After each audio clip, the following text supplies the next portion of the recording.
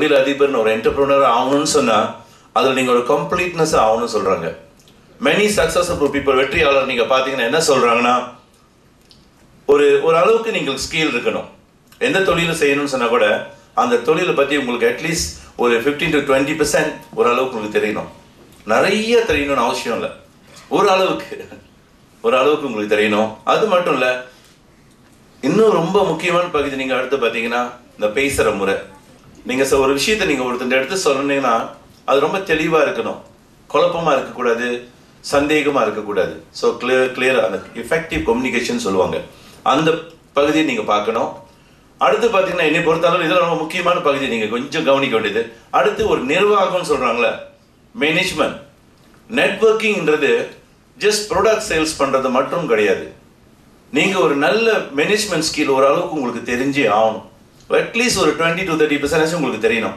How to manage, ஒரு குழு வச்சு எப்படி வழி நடத்துறது, இதெல்லாம் ஒரு அளவுக்கு நம்ம பார்த்தா தான் அந்த பிஸ்னஸ் உங்களுக்கு ரொம்ப உதவியாக இருக்கும். பிஸ்னஸ்னு ஒரு வார்த்தை வந்து டூ பிக், அதில் நிறைய விஷயம் அடங்கியிருக்கு, உண்மை தானே? அது ரொம்ப முக்கியம். அதோடு சேர்த்து பிஸ்னஸில் குறிப்பாக நேரடி வியாபாரம் சொன்னாலும் சரி, நெட்வொர்க் மார்க்கெட்டிங் சொன்னாலும் சரி, இந்த மாதிரி வியாபாரத்தில் வெற்றி அடையணும்னு சொன்னால் ரொம்ப முக்கியமான பகுதி. இந்த பெர்சன்டேஜ் என்ன கேட்டிங்கன்னா ஒரு 60-70% சொல்லுவேன். கேரக்டர்ஸ், அவர் attitude, when you talk to people, பேசணும், இதெல்லாம் வந்து நம்ம டெய்லி லைஃப் ஆக்கணும். அப்போ நீங்கள் பேசுறதுக்கு தயாராகணும்னு சொன்னால் ரொம்ப முக்கியம் உங்களோட டிசையர். இந்த வியாபாரம் செய்யணுன்ற ஆர்வம் உங்கள்கிட்ட எந்த அளவுக்கு இருக்கு. பிஸ்னஸ் கேரக்டர்ஸ்ன்னு சொல்லுவாங்களே, உங்களோட ரத்தத்தில் கலந்துடணும். உங்களை பார்த்தோன்னு சொல்லணும், யூ ஆர் பிஸ்னஸ் மேன், நீங்கள் வியாபாரி சார். அந்த அளவுக்கு உங்களை நீங்கள் சேஞ்சஸ் பண்ணாதான் வியாபாரி. ஜஸ்ட் அதை ஏன்னா நிறைய சம்பாதிக்கணும்னு நினைச்சோமா, ஜஸ்ட் ஒரு அளவுக்கு சம்பாதிக்கணும்னா தேவையில்லை. ஒரு மாதம் ஒரு 2000-3000 சம்பாதிக்கிறதுனா அது பிஸ்னஸே செய்ய தேவையில்லை. உண்மையாக எடுத்துக்கிட்ட வேலை செஞ்சுட்டு போயிடலாமே. இப்போ நிறைய சம்பாதிக்கணும்னு சொல்லதான் பிஸ்னஸ் ஸ்கில் தெரியணும்.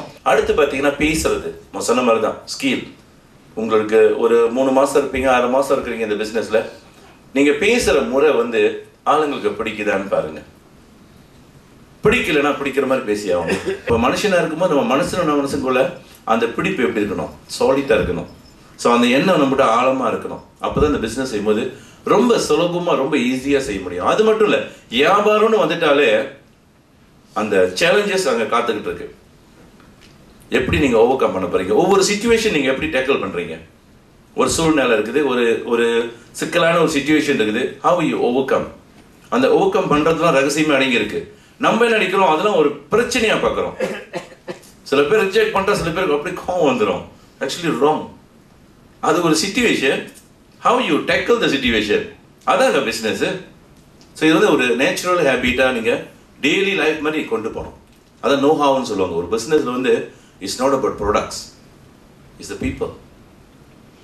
இல்லைங்களா, இது பீப்புள் டு பீப்புள். ஸோ அவங்களுக்கு என்ன வேணுன்றது அதை நீங்கள் கற்றுக்கணும். அந்த ஸ்கில் தான் ரொம்ப முக்கியங்க.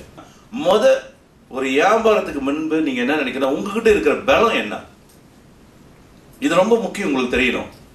ஒரு போருக்கு போறதுனா கூட உங்களுக்கு பலம் என்னன்னு தெரியணுமா இல்லையா? அதே மாதிரி பிஸ்னஸ் வெற்றி அடையணும்னு சொன்னா இப்போ உங்களுக்கு பொறுத்தவரை எது உங்களுக்கு பலமா இருக்குன்னு நினைக்கிறீங்க?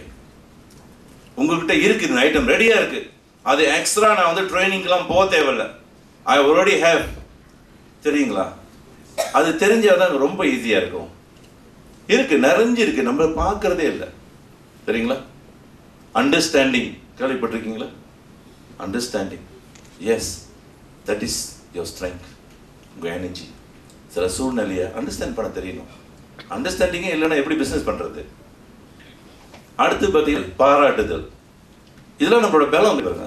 அவங்க சந்தோஷமா இருப்பாங்க, மற்றவங்களை பாராட்டும் போது நீங்கள் சந்தோஷமா இருப்பீங்க. தெரியுங்களா? அந்த மாதிரி மனநிலை வந்துச்சுன்னா அதுதான் உங்களோட பலம். இதான் பலங்க, சக்தி. எதுவும் எனக்கு இரும்பு தூக்குறது இல்லை, இதான் பலம். சிரிக்கிறது உங்களோட பலங்க. சிரிக்கும் போது எல்லாருக்கும் உங்களை பார்த்தா பிடிக்கும், சிரிக்கலாம் யாருக்குமே உங்களை பார்த்தா பிடிக்காது.